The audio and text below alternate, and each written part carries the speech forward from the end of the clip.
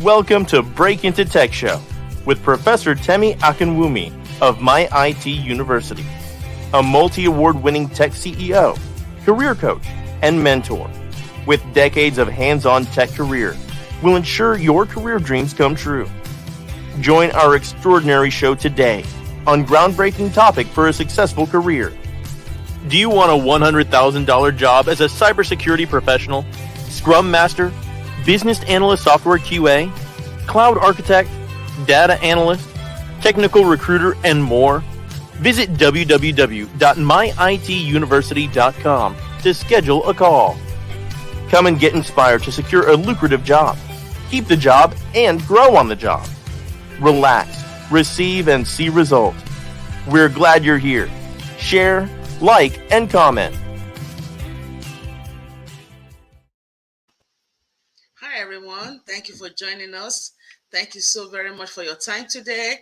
My name is Professor Temi Akinwumi, and this is your Break Into Tech show. You are here for a treat. You see what we're discussing today. Break into cybersecurity GRC with focus on PCI-DSS. It's going to be a wonderful discussion. Make sure you have your pen and notepad ready, okay, so that we can discuss in details. You're going to learn from here today. And I've been in tech for 3 decades, and I'm a multi-award winning tech CEO of Toggle Technologies and My IT University. I've been empowering and mentoring people for many years, for at least more than 17 years now. And so we want to make sure that you can achieve your career dream. You can break into tech. You can do well. Not only break into tech, but break into tech, secure your bag, and grow on the job. And then you become a mentor and be able to give back to your community. And that's the plan. So you are here for a treat. You are joining us from all over the world. We say good morning, good evening, good night, wherever you are joining us from. Have your seat, relax, have your water, popcorn, get ready, have your dancing shoe on too. We're going to have some fun today. It's morning time where we are, but I know it might be night time where you are. So I thank you so very much for being here. And I'm here with one of my wonderful lady here. She's going to introduce herself to us. Also a mentor here with my IT University, a mentee of mine, and a very well-established student of ours. Thank you so much for coming. Can you please introduce yourself? Thank you, everyone. My name is Dorcas Akintade. Like Prof said, I'm one of our mentees. I'm also one of the mentors with my IT University.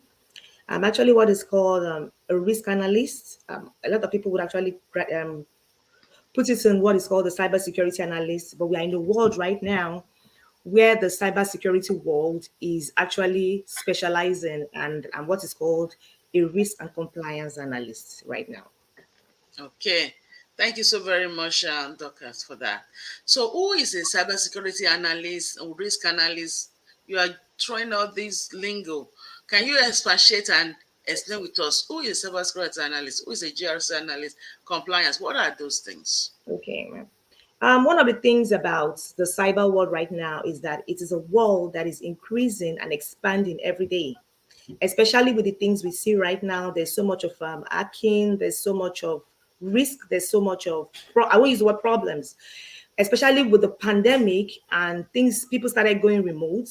So it started making a lot of people move more into cyberspace. We are seeing a lot of people go more into virtual tech, not just the regular tech. A lot of people are doing much more of technical writing. So specializations are coming in. When you talk about a cybersecurity analyst, being called a cybersecurity analyst is a relative word, or you like this word, it's a relative phrase, because you may have a field of specialization. Right now, there are so many people that are going into what is called GRC, that's the governance, risk, and compliance. At the same time, we have some people that are doing penetration testing, threat intelligence. There are also some people that are doing assessment and authorization. Anything that you are doing in order to combat risk, or like we say, we are never able to combat risk, mitigate risk, or be able to reduce this to a large extent, is what is referred to as a cybersecurity analyst. You may now have different specializations. That is what will now determine your job role. Even if they are not giving you that title, it will determine your job role. But like I said, a cybersecurity analyst is anyone or anybody who is in a position to be able to reduce risk for an organization or agency. Good, very good. Thank you. Thank you so very much. So my question to you is that people will be wondering, wow, she's flowing. She's saying all these things. Wow, I don't really think I can do it. How did you get started? Wow, thanks, Prof. My story is very, very funny because we look at a lot of things, especially for people that are coming outside the country into the diaspora. You think you are going into a place where you have to start all over, irrespective of the career you are coming into the country with. All you need is determination. And like my dad would say, grace. I think the fact that I was able to meet Prof. Temi is what I call grace. Because even though I was already coming from an IT world, I was already coming from a cyber world, I found myself in the diaspora in a place where I did not understand how things would go. But by meeting Prof. Temi, I was one of her students. She exposed me more to how things were going, not only in the country, but one of the things people need to understand about the United States is that the cyber world takes its reference from the United States. So it's like opening the space to the entire world. So if you're meeting someone like Prof. Temi, even if you're already in the world, should I say cyber world for 20 years, you need what is called a mentor. You need someone that is going to be, I don't call her mentor, she knows, I call her captain. Because it's more like in this country, she's the one that has captained the ship of my career. And I always say that because there are so many times when they say some things in my office, it may not even be professional. I don't even know how to answer it. I probably just send her a message or give her a call because I don't know how to respond. And I'll just be like, I have this problem. And she's going to just guide me. And that's one of the things I believe everyone needs. How did I break into tech? Like I said, I've been in the field for a very long time. But coming into this country, I was able to meet with Prof. Temi, and to the glory of God, I was able to get a job. Or should I use what I've been growing in that field through the help of Prof. Temi. That's how I've been able to should I use what, get started in the United States. Okay. Actually. So what you have seen, thank you. What you have seen, do people need to have IT background, or do people have to have a college degree that is IT related to break into tech? Because we know that you have some background in tech. But what are people that don't have background in tech? Do they have a future in tech? Like I said now, what you need is two things: determination, passion, not even two, three, determination, passion, and focus. Like I already explained, you may have spent 20 years in the tech industry. If you are not determined, if you are not passionate about that field, if you are not focused, the truth is, even when you go for interviews, the recruiters will find you out. They will understand that you don't have a passion for the job. So it's not about how long you have been in the field. It's about your determination, your focus, and like I said, your passion, how much you love it. So even if you don't have a career, should I use what you don't have a career in tech? Let me use what truck. I've seen truck drivers that are successfully doing this job, or people that were former truck drivers that are doing successful in this job. I have seen people that were nurses. I have seen people that are coming from other industries. I have even seen people that don't even have a high school degree. They don't even have GRA. But because they have a determination, they have a focus, they have a passion, they just continue to grow in that field compared to someone that has, should I use the word, been in the field for a while. Being in the field for a while may help you to be able to get to a certain level. But the truth is, if you can grow, I work with a lot of people that they don't even have high school degrees. And the truth is, they are doing great, beautifully. I have met a lot of people in that field. So it's not really about how long or how, my mom would say it's not how far, it's how well. Exactly. That's just So the truth. being passionate about it, focusing Exactly. on what you want to do, and continue to improve. Continuous improvement. Thank you so very much. You don't need an Yes, sir. IT degree. You don't need a background in tech. Mhm. You don't even need a college degree. I always tell people No, to you bring don't. it. Because You now, don't even need a high school degree. yes, exactly. Because we have helped thousands of people to break into tech at this point. So many people always say this. We are too many to mention at this point. The people Professor me has helped to break into tech, and our mentees, there are too many to mention at this point. And we're grateful to God for the opportunity. So you also can break into tech. Like I said, if you're trying to break into tech, it's always good to map your pipeline, to have a goal set, and so that you can focus and break into it. And that's very important. You can schedule a call with us. See, break the scrolling down here, break into tech, and schedule a free call. It's free 99. You don't have to pay nothing. And schedule a call, and we're going to help you on www.myituniversity.com. Schedule a call, and I'm going to talk to you and guide you into how you can focus on breaking. So thank you so very much. So my question also is, most people believe, oh, I don't have anything to offer. Since I don't have any IT background, I'm like, I don't have anything. But we know that there are some transferable skills that are useful in tech. These transferable skills are your talent. What you are born with is your inborn, your habits, your characters, your attributes. So what are some of those skills that you are using right now at your role, in your current role in tech? Tech is a very, I don't want to use the word complicated because it's not. Usually because you have to relate with people, and people are one of the most difficult entities. I'll use the word entities you can relate with on earth. So one of the things you need to have is what is called an empathetic spirit. You have to have an empathetic spirit. The fact that you are talking to someone and there are some things you will actually expect them to understand.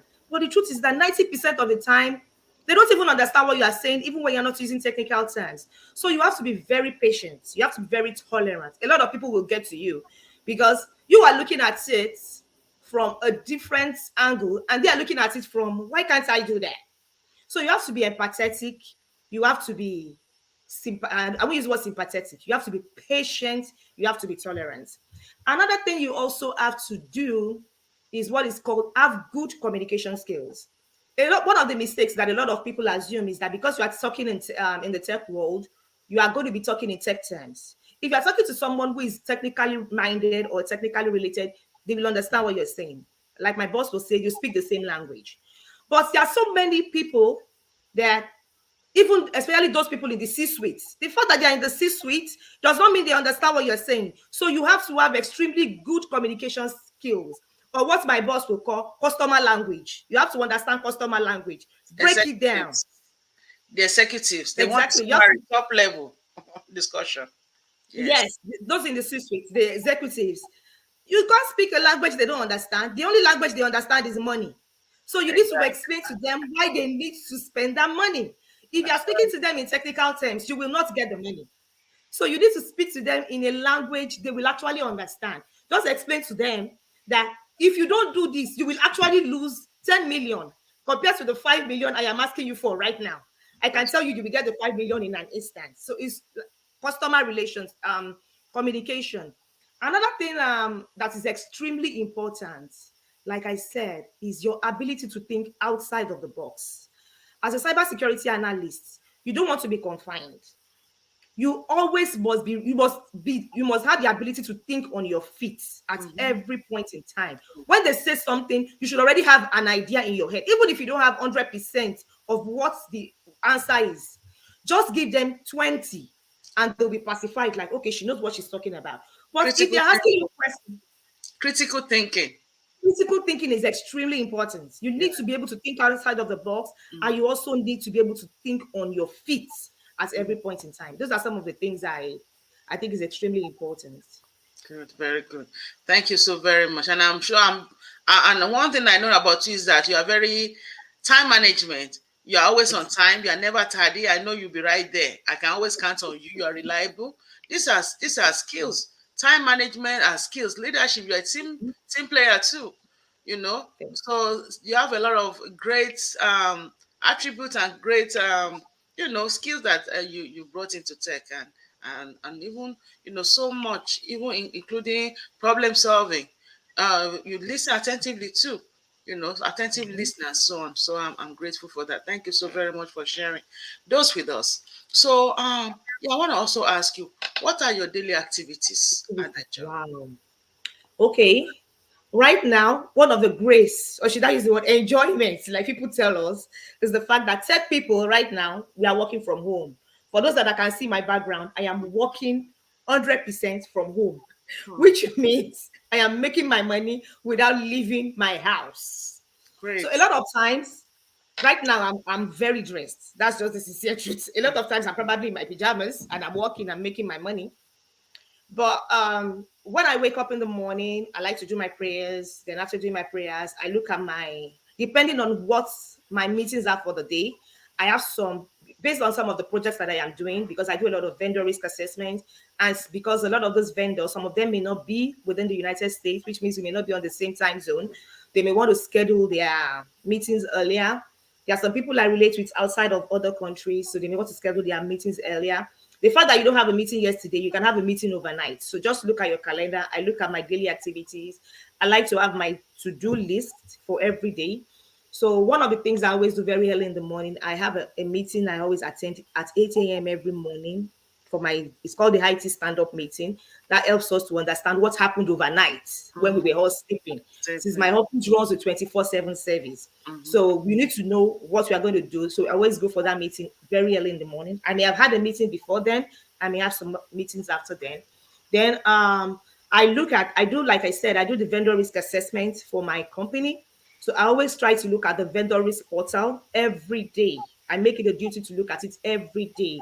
The reason I try to look at it every day is you don't know what came in over the night. You don't know if there's a problem with one of your assessments. If you don't know if there's a problem with one of the vendors, then I get into my task for the day. Most of the tasks I do what is called security assessments. That's vendor security assessments. That's apart from the vendor risk assessment program. I also do what is called the vendor security assessments. I do what is called the proxy config review. I do the router config review. I do, wow, I'm trying to remember a lot of things. So with some of those things, I have to do some scanning. Sometimes I have to just meet with some other IT departments. I have to meet with some other people. I am in charge of the endpoint security in my office as well. So I have to get some reports from the SOC team. I have to find out a lot of things. Okay, which systems do you think may not be on right now? Which systems we always do that every morning. I want to see if any system went down during the day that does not have the endpoint security. We always have to be on point.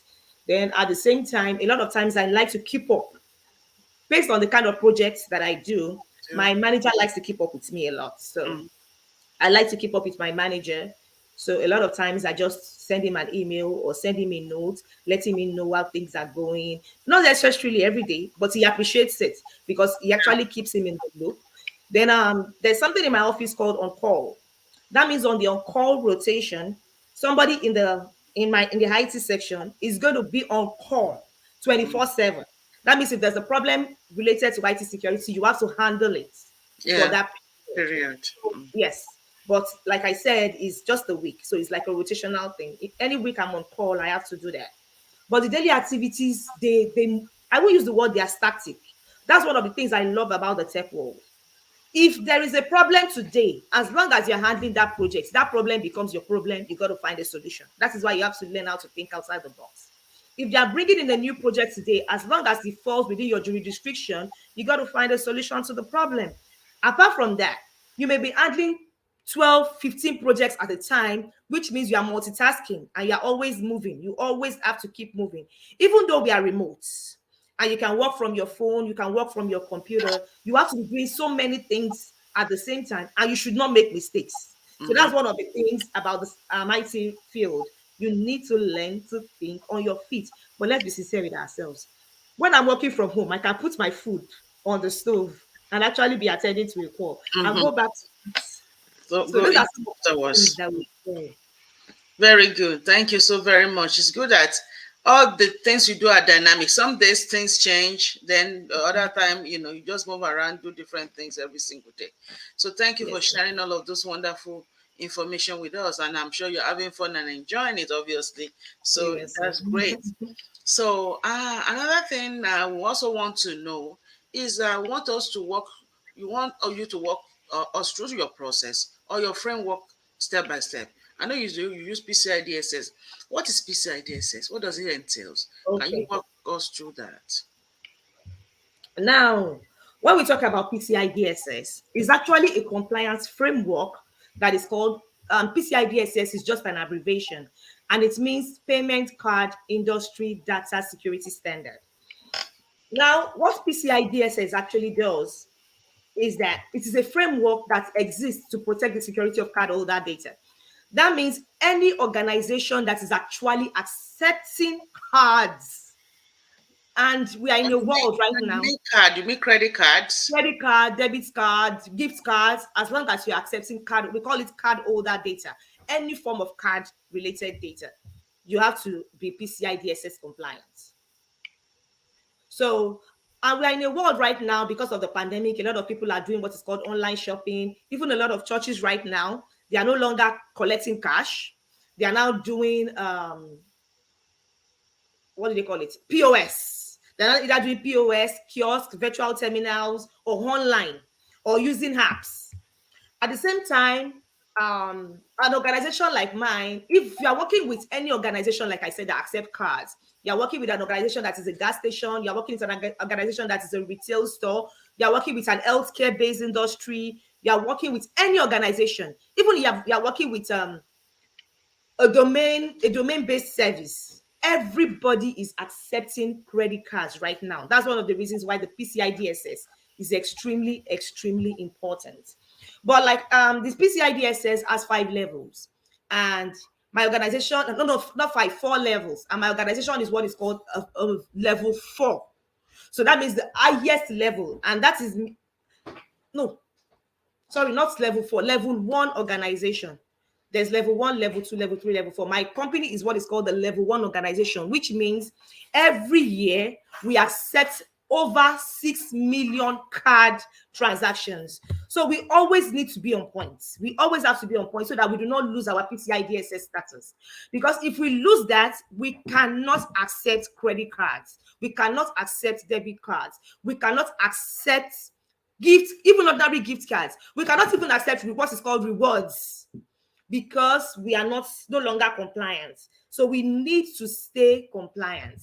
And that's how the PCI-DSS. I will actually encourage you. I will not go so deeply into what PCI-DSS is. If that's one of the things I learned from Prof. Temi. If you want to learn about how the PCI-DSS is supposed to work or how are you supposed to be compliant, I will encourage you. Register with my IT university. It's going to be an opportunity for you. You will not only learn about PCI-DSS sincerely, you will learn every other framework. But like I said, PCI-DSS is one of the strongest frameworks that is in scope in this time and season. I will use that word, in this time and season, because of the after the pandemic issues. So that's one of the trading framework in cybersecurity is PCI-DSS. And most of the times what we see is that many organizations or many institutions, when they train you, they only train you on RMF. Mm-hmm. Nobody is teaching you on PCI-DSS or any other ISO and so on and so forth, EPA. Exactly. But with my university, when you attend a cybersecurity program, we start with the RMF and then we expose you to all other frameworks. So you don't have to finish the course and then go and start paying another 5,000, another 2,000, another 1,000, anywhere for anything. It's a one-time stop shop for all your process. Exactly. So yes, thank you. So when you say PCI-DSS compliant, what do you mean by that? And also, I just want us to give people some bonus. When you say level 1, level 2, level 3, level 4 organization, what do you mean by that? Let's give that bonus. When we are talking about the level 1 merchants, that means the merchants that actually are able to process 6 million cards or over 6 million cards every year. That means you're a level 1 merchant. That means if you can process more than 6 million card transactions in a year, you're what is referred to as a level 1 merchant. For you to be referred to as a level 2 merchant, that means you process between 1 million and 6 million card transactions. Note, I did not say dollars or pounds. I'm talking about the number of card transactions you process in a year. So if you are able to process between 1 million and 6 million card transactions, you are what is referred to as a level 2. If you are a level 3 merchant, then that means you process between 20,000 and 1 million card transactions in a year. But for you to be referred to as a level 4 merchant, that means you process less than 20,000 card transactions.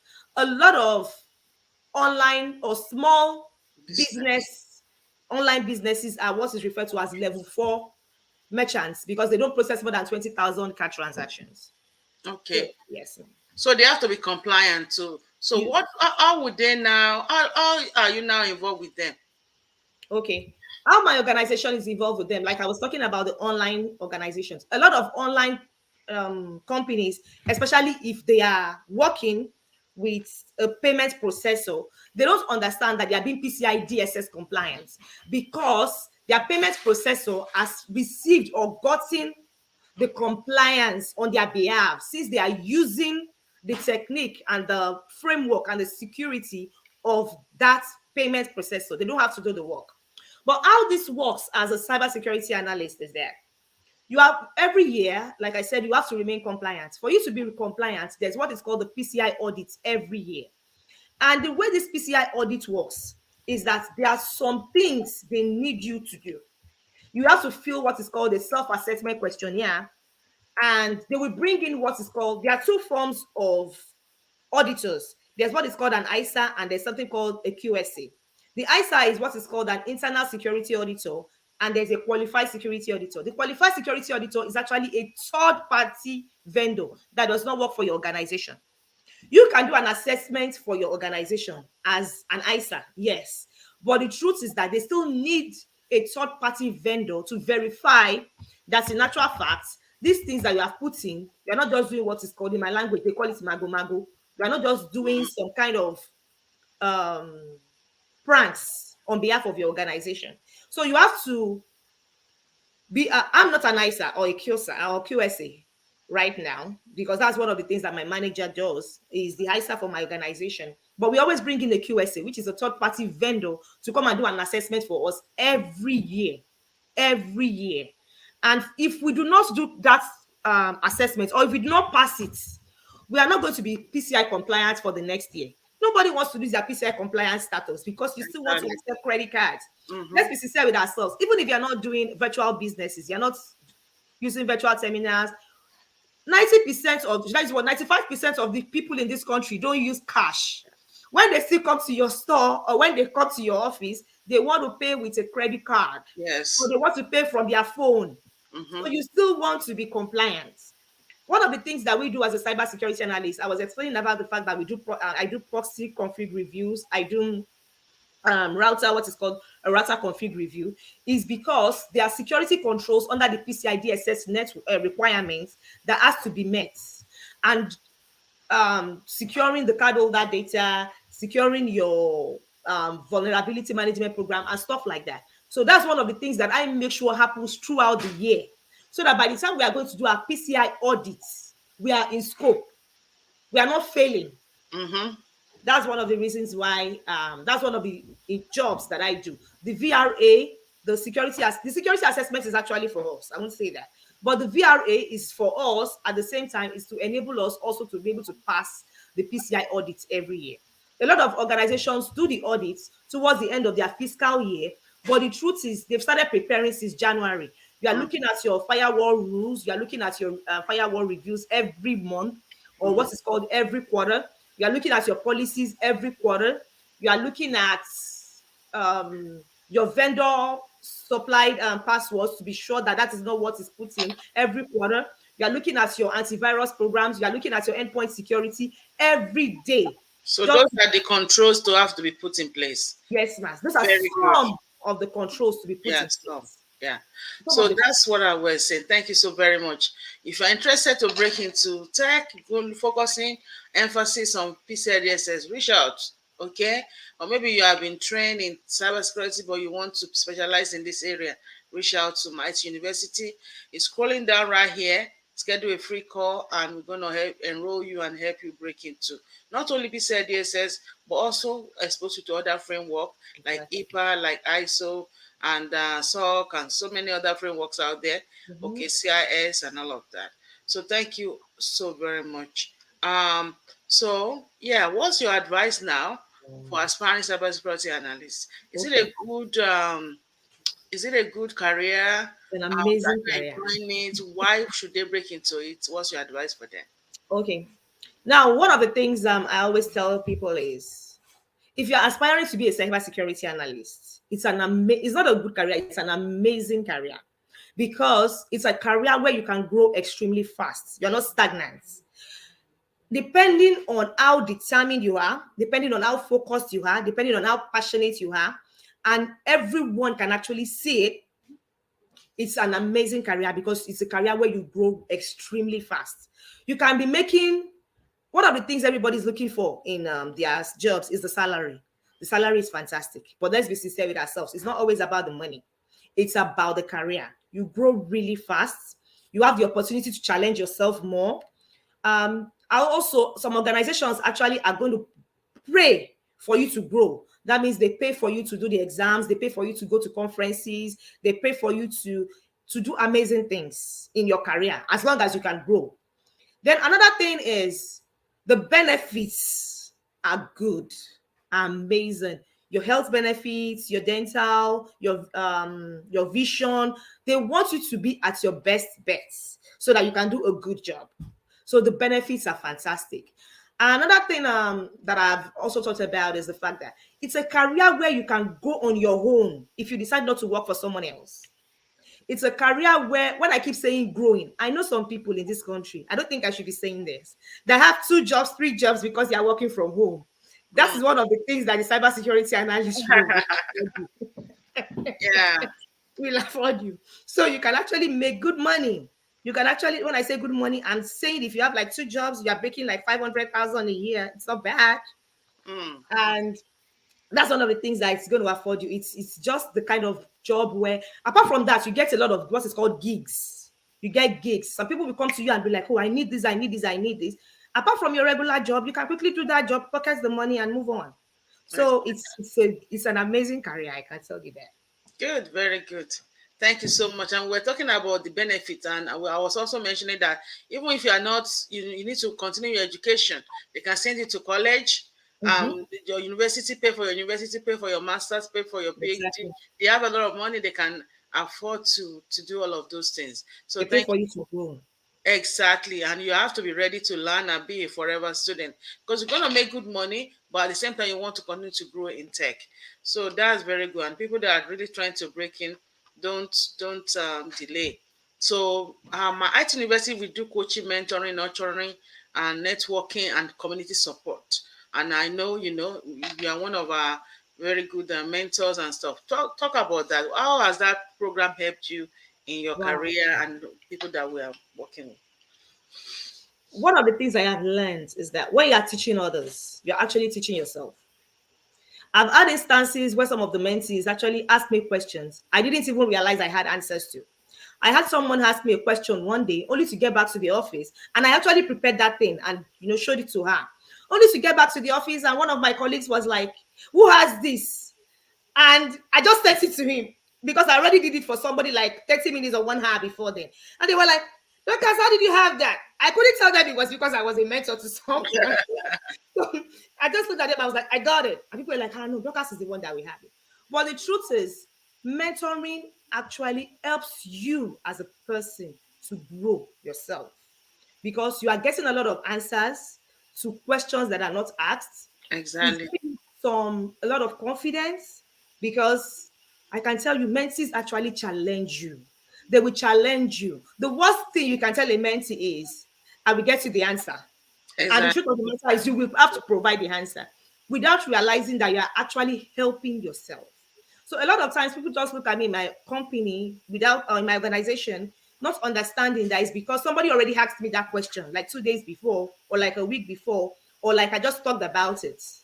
And that's one of the things about mentoring. It's giving you an opportunity to network. It's giving you an opportunity not only to nurture others, but also to be nurtured. That's one of the things we don't understand. When you are giving, you're actually giving to yourself because you are nurturing your own spirit as well. You are nurturing your own career as well. You are nurturing your growth. And that's one of the things that mentorship provides for you. Good, very good. That's good advantages. So with my IT university, we coach you. When we finish coaching you, we start mentoring you. We prep you for interviews. We do mentoring calls. You network with other mentors and mentees and with us, and we nurture you, and you are in the community. So you're not going anywhere. We have a lot of mentees and mentors. So, and there's a lot of support. So feel free to schedule a call, and you will never regret doing that. And we have courses from cybersecurity. These are our award-winning courses, to Scrum Master, to project management, business analysis, data analysis, cloud, software testing, QA, technical writing, and many more. They are on our website. You can check it out. You can go on www.mituniversity.com, click on courses, and you see all of those things. And cybersecurity is one of the most lucrative jobs. Mhm. No maths, no coding, nothing. You can break into it. We can help you break into it. Make good money, 100K plus job in a short period of time. Yes, you can do it. And I'll say don't procrastinate, like Dorcas already said. I'll say that again. Don't delay. Join us. We have programs starting. Every single time we have program, the program are affordable. They are not that expensive like you get in other places. Okay, and we intentionally make it like that. And you can do install payment plans. So reach out to us. You can also connect with me on LinkedIn. We have, LinkedIn Live. This program is going to hear on LinkedIn Live, and it's going to be on YouTube as well. So feel free to connect and ask questions. Give us a thumbs up, and also share and comment. And with your friends and family, share with them. Let them know if they're trying to break into tech. Many people are finished from college now. They're just sitting at home, don't know what to do. You don't let them just waste away. Let them contact us and can help them break into tech. We take time to explain things to them, and they will get it. Okay, we break things down very easily, like we're speaking to like sixth graders. It's easy to understand. Okay, and they can also send an email, support@ituniversity.com. Feel free to reach out to us, send us email. Yeah, and also you can also follow us on social media platform. We are on LinkedIn. We are on YouTube. You can just Google my IT University, all like that in one word, and you can subscribe and follow us. Follow us on LinkedIn, on Twitter, on Instagram. We are there on Clubhouse. We're on Clubhouse every Monday, Wednesdays, and Friday, 6 p.m. Eastern Time. Look for us on Clubhouse. Clubhouse is an app. If you don't know, you can download it on your app store on your phone and just download Clubhouse and then look for my IT University. You can look for me on Clubhouse. I'm also called Prof. Temi Akin. Prof. Temi Akin, you can find me on there with the purple background. You can follow us. You can learn a lot from us. It's all free. It's all free when you follow us on those platforms. So I really want to thank our sister here and Dorcas for being here with us today, and thank her also for being a mentor with us.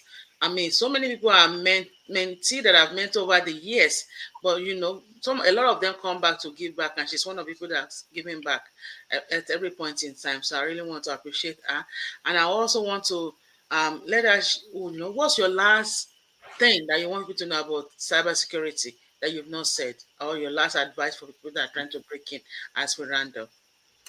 One of the things I'm going to advise everyone that is about to break in is I was having a discussion with my CEO about 2 or 3 weeks ago.